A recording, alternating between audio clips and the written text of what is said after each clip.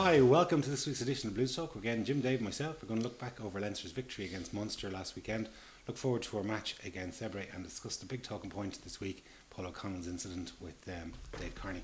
Well boys, when we talk about the match first, the win obviously moves us back into second place and we're looking good for a home semi so far anyway. Yeah, very, very important match to win, especially after we'd lost our home record against Ulster in the previous round. It was an ugly enough game, apart from the incident. In fairness, typical game of quarters, and it's amazing how often they go like that, the Munster and Leinster games, especially the tight ones where normally, one team has 20 minutes, the next team dominates 20 minutes. Whatever happened was we actually dominated, well, maybe not dominate, maybe dominate is a bit of a strong word. We definitely had the best of the first 20. But then conceded 2 tries pretty quickly. Munster looked pretty good going into the second half. But they got 2 quick penalties, which... Exactly, Keighley, once they had the wind, Leinster were playing against the wind, but I think 2 things. One, Leinster's greater need, and also I think Ulster did visibly flag. I think Munster did visibly flag in terms of the effort. Obviously, they'd only played on the Sunday and all that, so I actually thought Munster overall probably the better team. For once, I actually felt a little bit sorry for them in terms of the overall. We didn't really play a whole lot of rugby, again, and that is a worry. I mean, we've played the last 3 games, kind of 3 crunch matches. And Madigan seems to be bailing us out all the time. Madigan's kicking another 17 points, 6 from 6. I don't think he's missed a kick now since the first conversion against Newport in the league anyway, which is remarkable. But the thing is though, that bailouts only last for so long. The last 3 games, those 3 crunch games, we've only scored 2 tries, and we've conceded 6. Sooner or later, that is going to catch up with you. I think we're giving Munster a bit more respect than they deserve. I mean, a second gear Leinster team won handily enough. I don't think it was handy. There was 3 refereeing decisions that caused a 12-point swing in the match. It's as simple as that. I mean, take those 12 points out of it, you're talking about a big win. Without even getting into top gear. I mean, they made no line breaks. They really barely threatened our line. They went from side to side. Their ball handling skills were atrocious. They couldn't kick the ball. Their goal kicking was poor. I mean, it was handy. It wasn't handy at all, Dave. I think you're being completely ridiculous there. Ask anyone there when we were hanging on at the end whether it was a handy game. It was not a handy game. I mean, and you're talking about line breaks. How many line breaks do we make? Yeah, but that's not the point. You're actually going through the things saying Munster.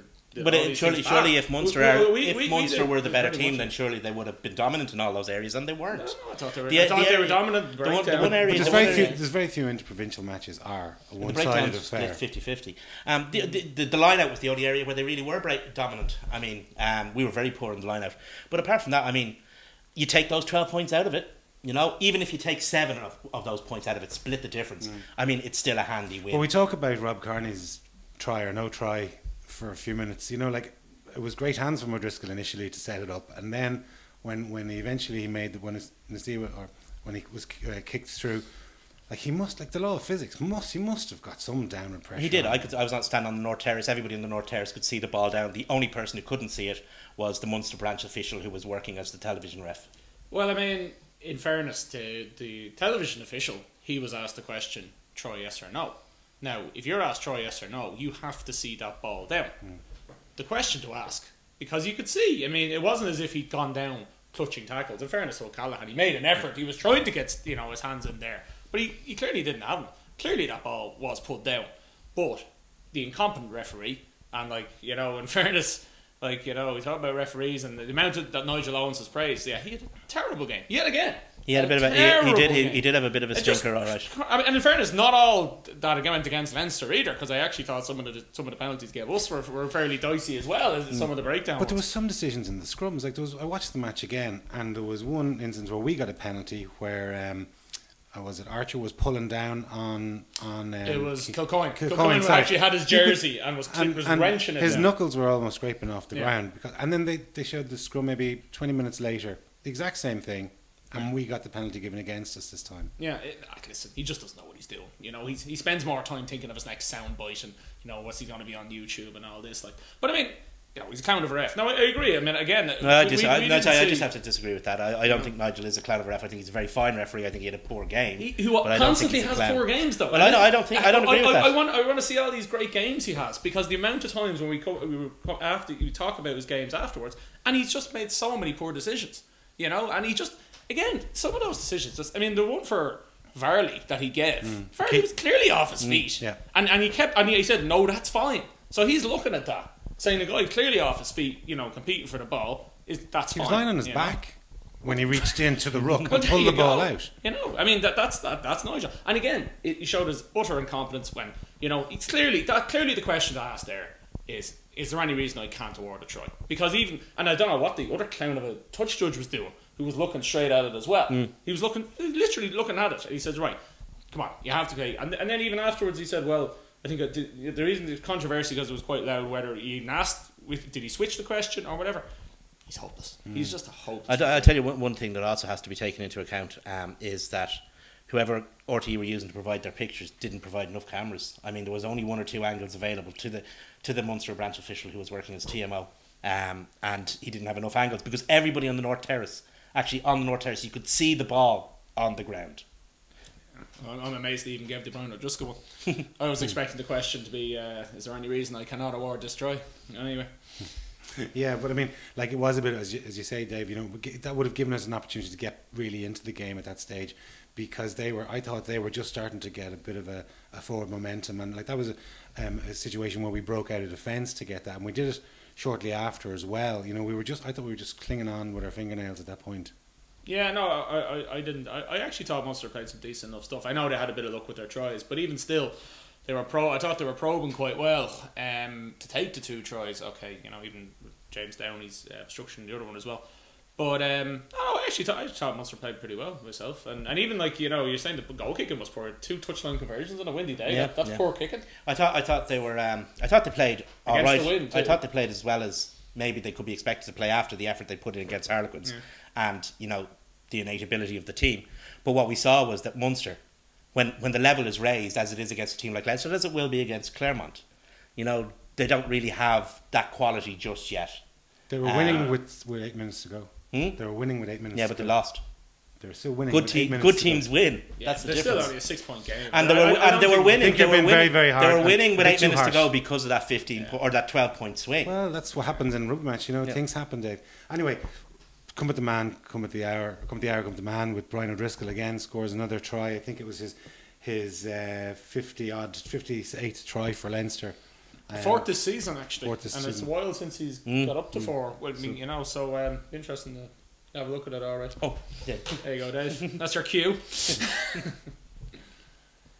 Yeah, it came off just, at this stage, it's hard to appreciate the conditions because, there was a lot of rain coming down. The wind was batting at them, and it was just dogging it up, really, and in fairness, there's no better man than Isaac Boss to be doing this. It's actually, from a Munster point of view, it's actually interesting to watch this, because this is the difference in the Munster game plan over the last couple of weeks. If you notice the numbers they're committing to the breakdown. Earlier on this season, when things weren't going so well for them, they weren't committing numbers to the breakdown. And teams were, finding it easy to punch through the middle. That's stopped now. Against Quins and against ourselves, they committed numbers to the breakdown repeatedly. And I think it took us a while to come to terms with that. Well, I think Shane Organ actually made the point in the post-match thing, is that the reason why Leinster were getting turned over so much early on was because they weren't getting a man in behind the carrier. And he was getting isolated and he was getting turned. And even if it was here, anytime there's a carrier, there's a man going in immediately behind him and basically making sure the ball is secure. But again, this is O'Driscoll. He had 3 or 4 goals on it. Unbelievable, isn't he? And again, this is very impressive here, because this straight up off his feet, just straight up and boom, before they even get a chance to reset. You see, and again, use the post very, very well. He's done that a couple of times. Yeah, but it's smart stuff, because any defender is going to have a problem there, and of course they still went to video ref, but this time he couldn't find a reason not to give this one. But I'll be honest, I didn't think we played well, and I thought we showed a bit of character, and that's probably the best I'll say. But I think you made a very valid point. We needed that win more than they did. No, we absolutely did. And at the end of the day, this is a competition they're out of anyway. Yeah, exactly. They were out of it anyway, even before this, because the Scarlets had won.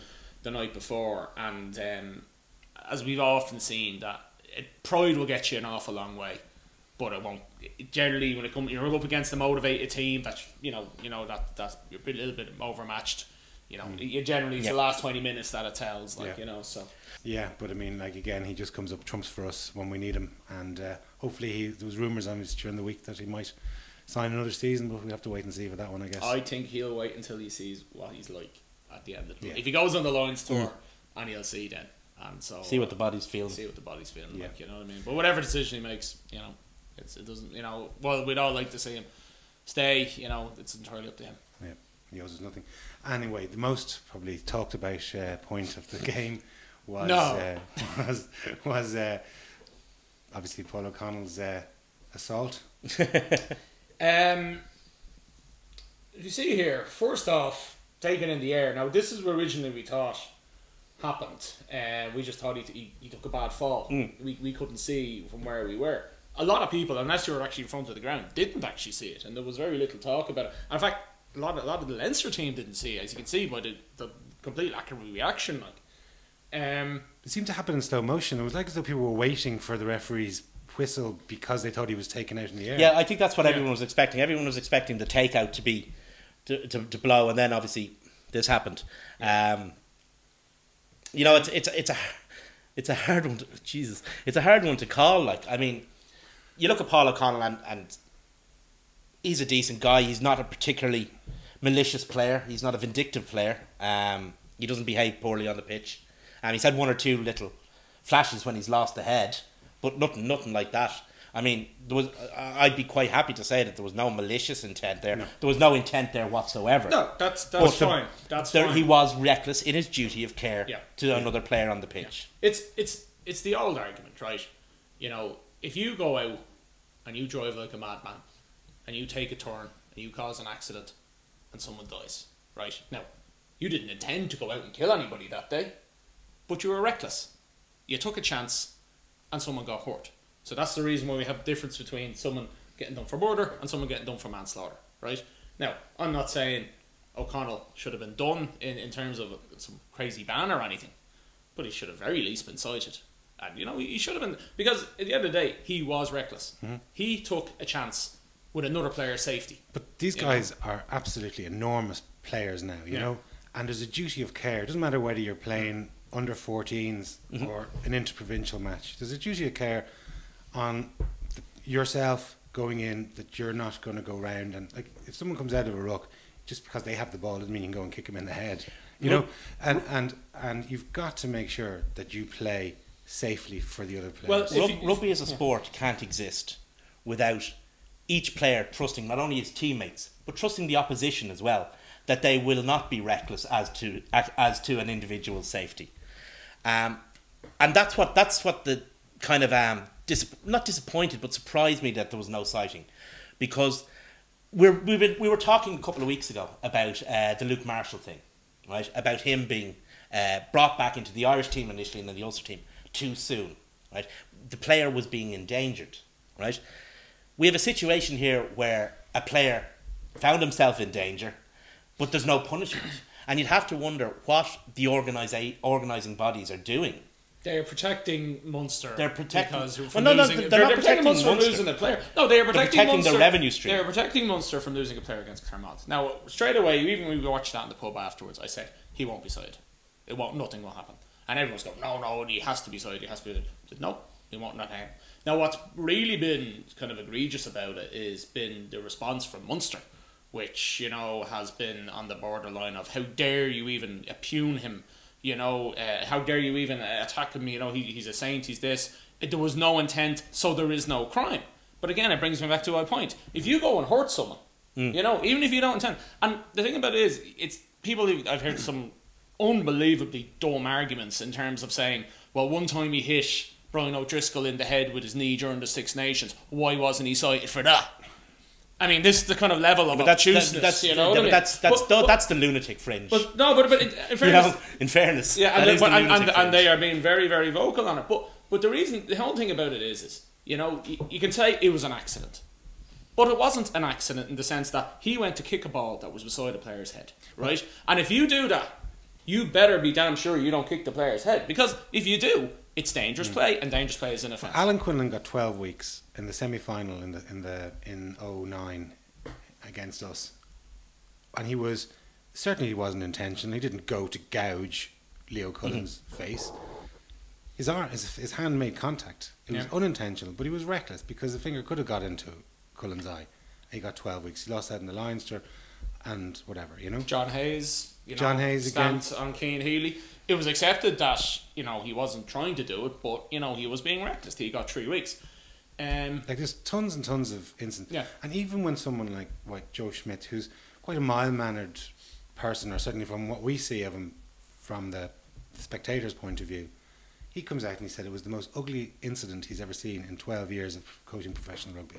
There you go. And he's from New Zealand, and there's some hard boys they're down experts there. at it. I just want to revisit the point where you said the IRFU were protecting Munster. I think if the jerseys had been reversed, the IRFU would have protected Leinster. Possibly.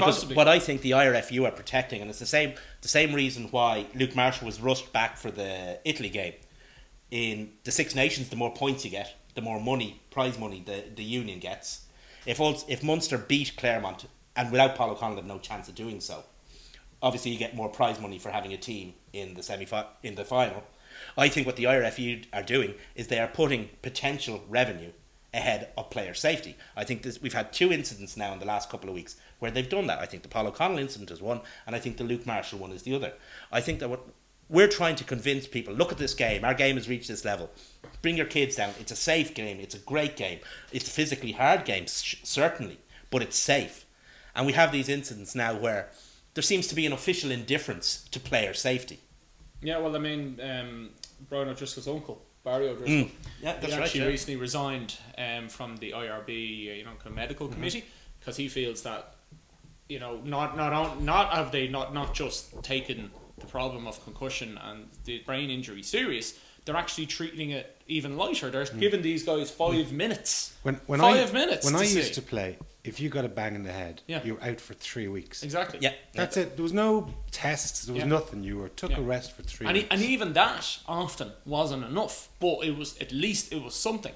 Now, because of pressure from coaches, because of pressure from committees who want to make money and all the various type of things, now you have 5 minutes. 5 minutes to decide whether a guy is, it's beyond ridiculous. And he resigned. In fairness, he resigned in process at it. You know what I mean? And again, these guys just care about, and everyone goes, well, the players, have to know themselves. One, the players don't know themselves because they're not in a position to know. They're not in a position to make a responsible judgment.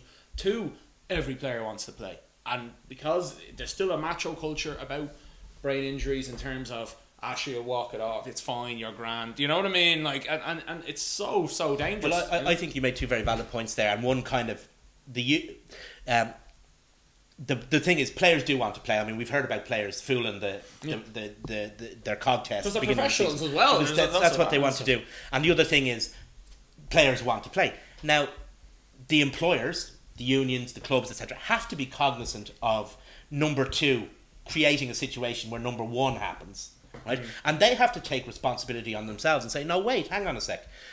We are damaging our players. We are damaging the future of our game. We're damaging the future lives of our players. If you look at, we've all seen and discussed, and it's been on radio and in papers about the situation in NFL, with the numbers of players who've died both from medical and by their own hand as a result of advanced brain injuries caused by repeated concussions. Class action suit going on at the moment. Rugby has that exact same problem. The same morphology that causes those injuries in American football happens in rugby. But we have to make the change from regarding the players as lumps of meat to be used to get the most out of the flog. Even in France or in some of the English clubs as well, they play the players so often just to get bums on seats. You've got to change the mindset from being that to moving them to be considered an asset. And it's going back to the whole, even the Johnny Sexton going over to France. The IRFU weren't prepared. They wouldn't match his wage to be matched to become onto Heaslip's salary. So he just left. So they could just, the IRFU just wanted to make a certain amount of money and pay him they weren't thinking of him as an asset that was going to be used by Ireland or like Leinster over the next number of years. Just purely, they saw him as a commodity. and once he wasn't getting enough, he was off. Yeah. Well, that's it. I mean, and I think that kind of short-term thinking, that kind of fumbling in greasy tills, as wasn't it Yates put it, will come back to bite them on the ass. I think it will damage them. Do you think that the incident has brought out a bit of bitterness that wasn't really there for the last number of years between the Leinster and Munster supporters? Yeah, unfortunately it has, and it has been there's been a lot of talk, internet warriors out there. In fairness, I was in a pub in Limerick after the game, and pretty much everyone there on both sides accepted that Paul O'Connell hadn't gone out to kick. No. Dave Kearney unconscious, but equally everyone accepted that he had done it, and there had to be some consequence to it. Otherwise, Munster can say all this. It was a nothing incident. It was fine. There was no intent. It was fine. Wait till they played Claremont, and there's some characters in that fucking thing, and there's a ball lying by a guy's head, and you say, well, lash away, because why not? Why the hell not? Well, because they don't have there isn't an Irish citing commissioner for that match. Apparently it's fine by Munster, though. Yeah, there's been a lot of kind of static around this whole incident. I don't think any serious rugby fan whatsoever, and Paul O'Connell's been called lots of names by Leinster fans, which is disappointing. I don't think any serious rugby fan would think that Paul O'Connell in any way, shape or form had any intent of doing what he did. No. But at the same time, he still did it. The second thing is, he was reckless, right? Yeah. But being reckless doesn't make him a so-and-so, like he's been called by various different people. It doesn't. It just makes... Everybody's been reckless on occasion. But when you're reckless and you cause actions have consequences. A bit of contrition might have helped. Yeah, rather than just saying, I was delighted and there was nothing in it and there was only blue jerseys. He didn't help himself. I thought the interview today that he gave, I think it was in this morning's paper. This morning's paper. I thought that was churlish in the extreme and beneath him. And if I were the Munster press secretary, and I know who he is, it doesn't surprise me that interview was allowed to go out. He was... he let himself down there, and I think, as you say, a lot of people, a lot of things. But to say that there was absolutely nothing in that, I think that was very poor. It was reflected very poorly on him. It was interesting to read Leo Cullen and Joe Schmidt's comments about it as well, and it's very unusual that you get in for a tit for tat in especially rugby. Leo. Yeah, but they were coming out and they were saying our duty of care is to our player. Yeah. Our guy had to go into hospital, get an MRI scan, stay overnight, feeling dizzy, blah blah blah. Won't be playing for weeks, probably. And whereas we've lost a player for 2 to 3 weeks, or maybe the rest of the season, and Munster get to play Paul O'Connell in the... But he didn't even have to. He didn't have to miss an afternoon's weight session to go to a hearing. I mean, and again, that's more what's causing the bitterness. I think. What I mean? I'd say if Paul O'Connell had been cited and got off, there wouldn't be half as much.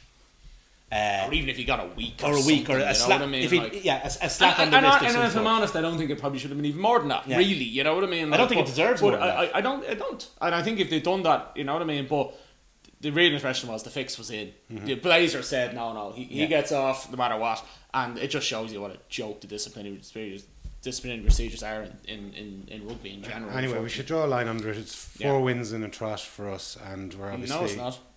In Munster, against Munster. Against Munster. Sorry, I thought you meant Ulster. No, sorry. Yeah. But there was other games obviously at the weekend. Ulster got a good win against Dragons. Although I watched that match on Friday night and I thought that Dragons were going to put up a bit better show. Like they probably the first 15 minutes. What made you think that? I thought the first 15 minutes they were fairly competitive. And they actually scored the best try of the match. The match was long gone, but they actually scored a lovely try.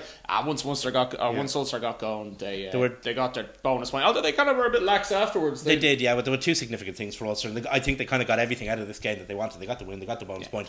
They got Tommy Bowe back motoring, and Olding looked absolutely top. Didn't he? So impressive. Yeah. Just a lovely footballer. But the real result of the night for us was, Clonettley beating Glasgow.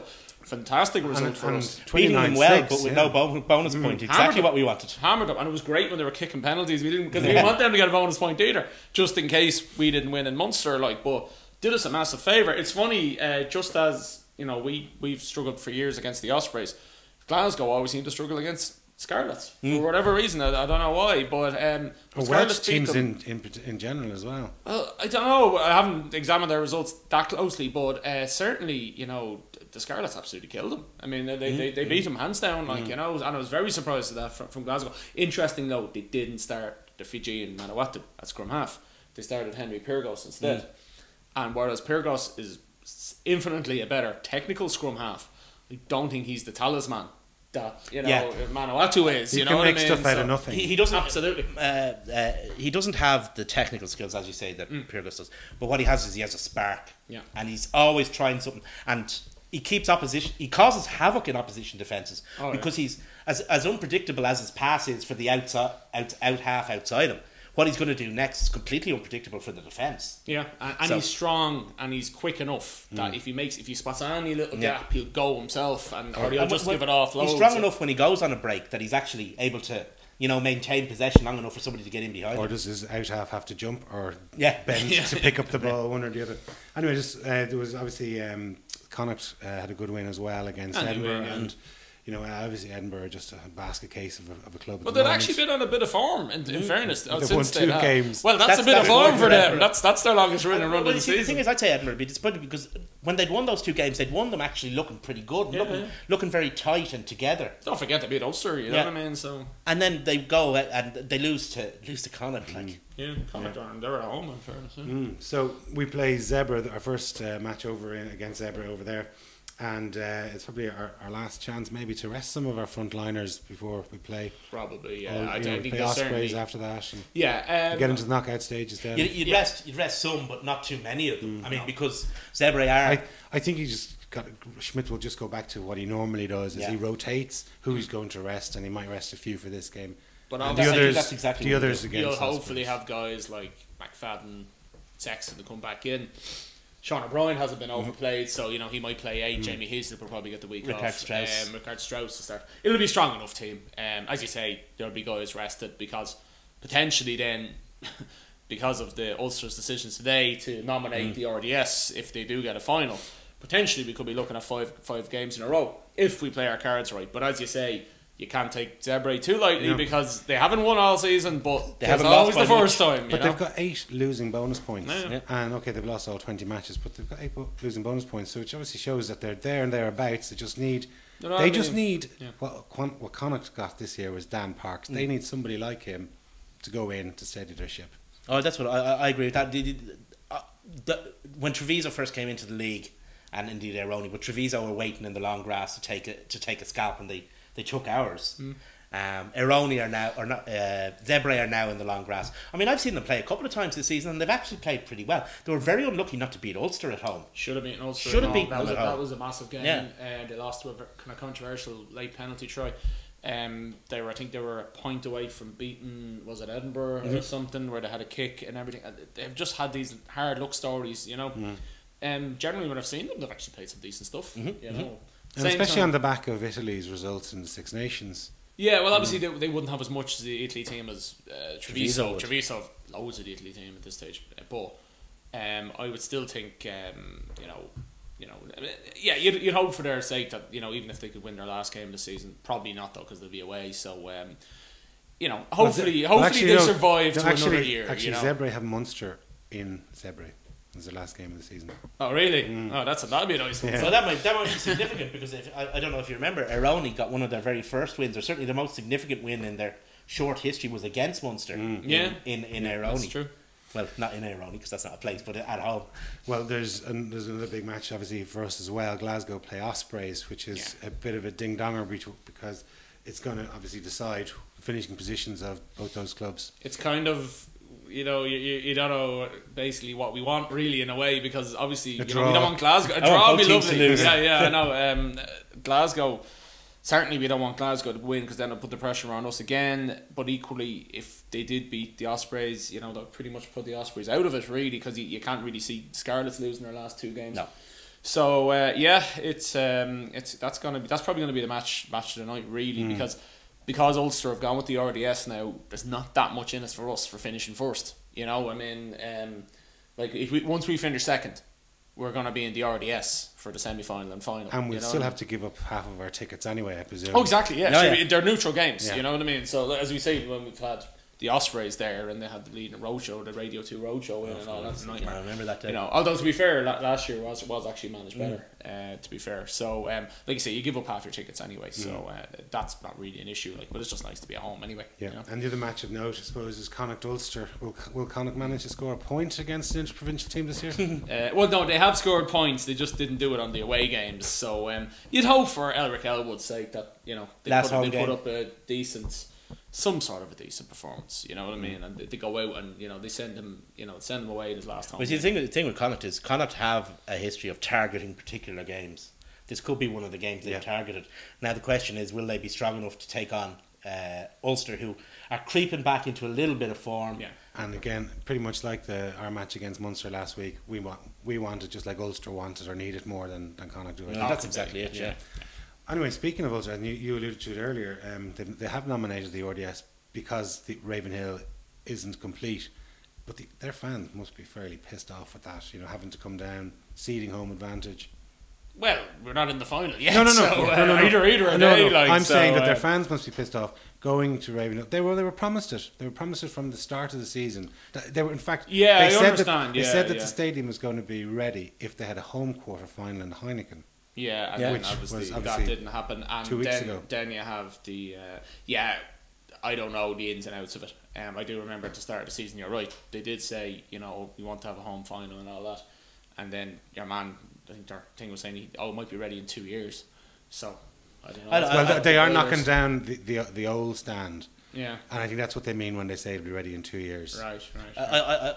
I realised what they were doing in terms of building at either end, and that wouldn't be affected by the season. But I still couldn't see how they'd be ready for a Heineken Cup quarter final at the time. Well, it started quite late. I mean, it was just it was still hadn't been fully knocked down or what hadn't been redeveloped. No, when we played up there in December. No. Yeah, so I thought it was a strange thing to say. I mean. And now, of course, they're in the situation where they had to move the ground, and there wasn't really an appropriate one up in Northern Ireland, so they had to move it to Dublin. Yeah, well, good for us anyway, I suppose. If we get in, big if. And I suppose the only little bit of news we have is Joe Schmidt has his interview. We've spoken at length last week, so we just tip it. But he has an interview with the Irish. There seems to be more and more progress. Seems to be progress, but I believe he's one of 4 that's been interviewed. Yeah, but he also the noises that he's making, like. A friend of mine actually lives next door to him, and my friend actually, he's making noises. My friend works down in squawking. Well, like Dave actually, but my friend works down in Carlow, and so he's out the door at 6 o'clock every morning. Schmidt is in his car, gone before him to work at 6 in the morning. He works ferocious hours, just doesn't switch off, and he has alluded to, an international role isn't as high pressure or as 24/7 as a club game is. That's true. And I think because of his family situation that it might be a factor. Possibly. I mean, listen, I want Joe in the job. We've said that here before. To me, he's one of the best coaches around, simply in the world. I mean, and not just his success, but the way he's gone about it, the game that he plays. However, he has to take the job on his own terms. Otherwise, absolutely, it is not going to work. And we're already hearing stories that they're going to say, Ashley will keep Anthony Foley, Ashley will keep Les Kiss, Asher, you'll work with this. And then it's just going to be the same crap again. Well, in fairness, when he did come to Leinster, he didn't bring an entourage with him. No. He kept Jano Gibbs in place. Yeah. Kurt McQuilton left. I don't know whether he was promoted from within. Yeah. So yeah, it's true, but at the same time, though, there's always it should also be just to revisit that. It should also be remembered that Joe Schmidt had been over 6 months previously. The job had been, and he'd seen, obviously things had to go into abeyance because we got Claremont in the quarter final that year. But he'd been around the place, he'd met the players, he'd spoken to those coaches. He knew what he was getting into. I'm sure he thinks that Les Kiss is a fine coach and Anthony Foley or whatever. But he has to be able to make that decision for himself. He might want to keep those guys. Maybe he does. Maybe he thinks, okay, these guys have been around, they'll have a bit of knowledge of what's going on, the old corporate knowledge as we're always told about. Yeah. But, that has to be a choice that he makes, not a choice that's forced on him. Yeah, in fairness as well as that. I mean, listen, Joe's been around the scene. He knows every single player that's playing. I'd say he knows guys that don't even know they're playing. Yeah. You know what I mean? Like, in the sense of he's as you say yourself, a fella that's leaving the house before 6 o'clock in the morning isn't a guy. He's not going in there to fucking read the Irish Times. He's going in there to do his work, for the players to come in, scouting work, all this type of thing. So I don't think there's an argument that he players there because he knows the players, because Joe knows most of them anyway. I just think it's a case of, if Joe comes in and says, right, I want to be responding to a professional game board. I don't want to be sitting here talking to old farts telling me about how they won a game in the 60s. Let's just get it. And as I said, if Joe gets the job under those terms, whatever Joe does in the job himself, he'll have done Ireland a great service, by just pulling these guys out of the dark ages. He's coming from a position of immense strength, I think, because he has a very good job with one of the top 3 teams in Europe. He was going to go in a year's time anyway back to New Zealand. He doesn't necessarily need this job. He's not like Jake White looking for a job. He could still turn him down, and it could still all go tits up. And part of that is Joe actually wanting to see out even doing the last year with Leinster.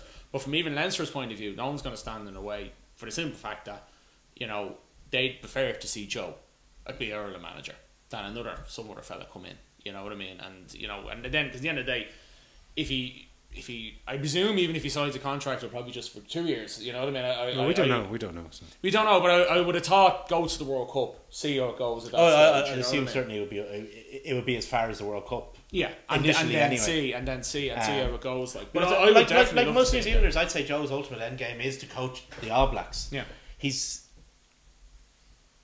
because of the insular nature of New Zealand rugby, you'd wonder how much of an impact winning Heineken Cups will have made. None. You saw what Gatlin had to do. He had to go back and coach NPC. Yeah, and even that wouldn't get him a Super 14 job. The only way that he's going to get any attention paid to him is coaching international. Yeah, absolutely.